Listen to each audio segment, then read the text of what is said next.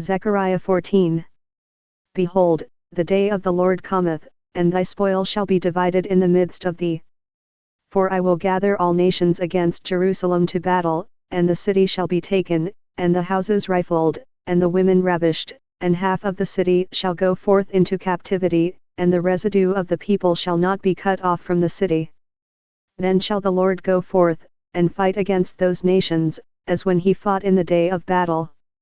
And his feet shall stand in that day upon the Mount of Olives, which is before Jerusalem on the east, and the Mount of Olives shall cleave in the midst thereof toward the east and toward the west, and there shall be a very great valley, and half of the mountain shall remove toward the north, and half of it toward the south.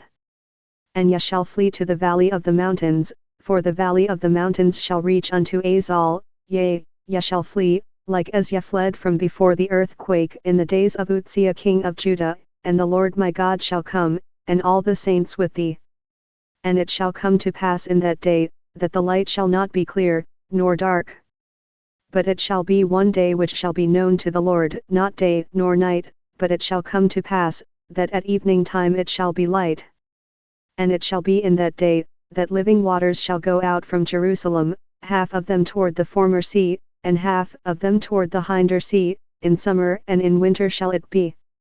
And the Lord shall be king over all the earth, in that day shall there be one Lord, and his name one.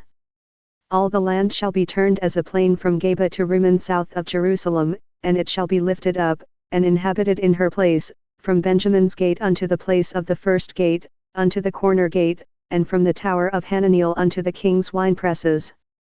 And men shall dwell in it, and there shall be no more utter destruction, but Jerusalem shall be safely inhabited.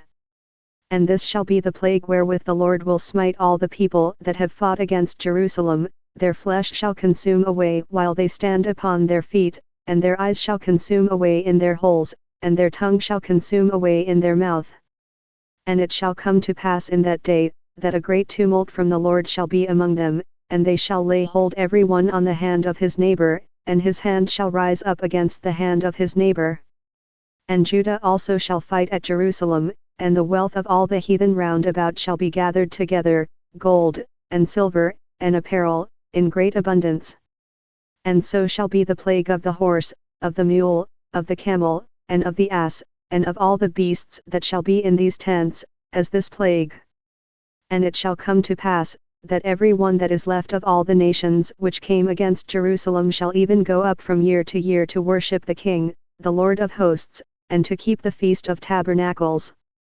And it shall be, that whoso will not come up of all the families of the earth unto Jerusalem to worship the King, the Lord of hosts, even upon them shall be no rain.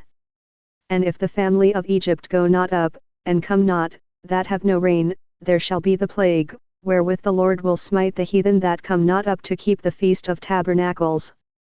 This shall be the punishment of Egypt, and the punishment of all nations that come not up to keep the Feast of Tabernacles.